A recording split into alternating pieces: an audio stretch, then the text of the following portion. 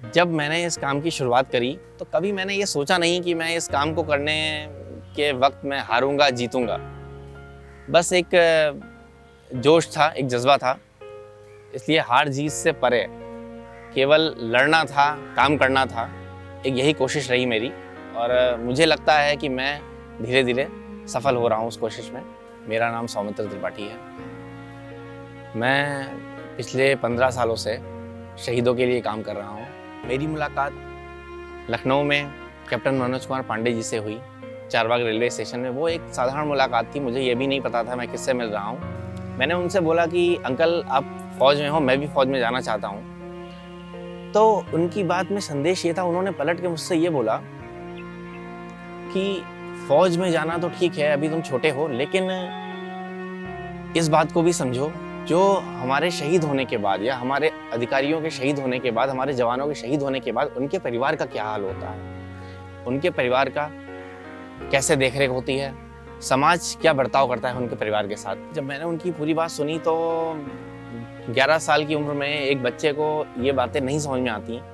कुछ साल बाद जब मैंने उनकी एक तस्वीर देखी, लगभग 3 जुलाई को एक दैनिक अखबार में, तब मुझे सारी बातें एक एक करके याद आईं कि कैसे उन्होंने बताया था कि शहीद होने के बाद उनके परिवारों का क्या हाल होता है और एक शहीद की शहादत का क्या मोल है, जिसको देशवासी समझते नहीं हैं। तब मैंने ये फैसला किया कि हमारे जो शहीद परिवार हैं, मैं उनके लिए कुछ ना कुछ काम करूँगा, उनके सम्मान के लिए अपने कदम आगे बढ़ाऊँगा। तभी से मेरा एक सफ़र शुरू हुआ।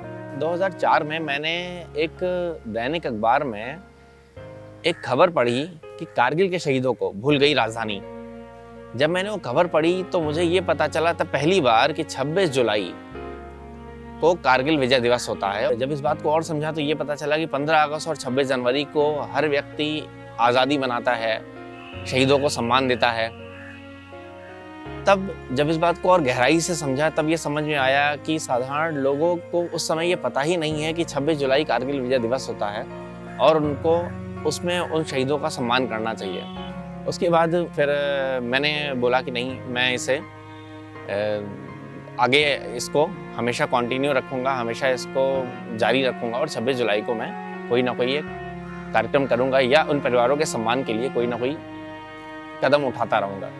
तब मुझे पहली बार पता चला कि लखनऊ में 1962 से लेकर 1948 से लेकर 2005 तक कुल 52 शहीद परिवार हैं और 2005 से लेकर 2008 लगभग जनवरी तक 2.5 साल का समय लगा उन 52 शहीदों के घर जाने में, उनका घर ढूंढने में। बहुत समस्या आई, किसी का घर बदल गया था, किसी के घर में उनके शहीदों के जाने का गम इतना ज़्यादा था कि मेरी बातों को सही से समझा ना गया। बहुत से परिवारों की तरफ से ऐसा सहयोग आया कि उनको ये लगा कि उनका बेटा ही है, क्योंकि उन परिवारों का एक लौता बेटा था।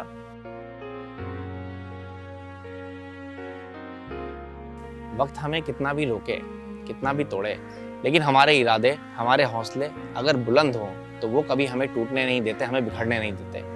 इसी एक भावना को अपने अंदर रखते हुए मैंने अपने इस काम को जारी रखा, जिस कोशिश में मैं आज तक लगा हुआ हूँ और मुझे उम्मीद है कभी ना कभी मैं इस कोशिश को लेकर सफल ज़रूर होऊंगा, या जो भी हमने उद्देश्य मान के रखा है इस पूरे काम की सफलता को लेकर, उस सफलता की सीढ़ी तक हम पहुँचेंगे ज़रूर। इस बात की मैं उम्मीद रखता हूँ।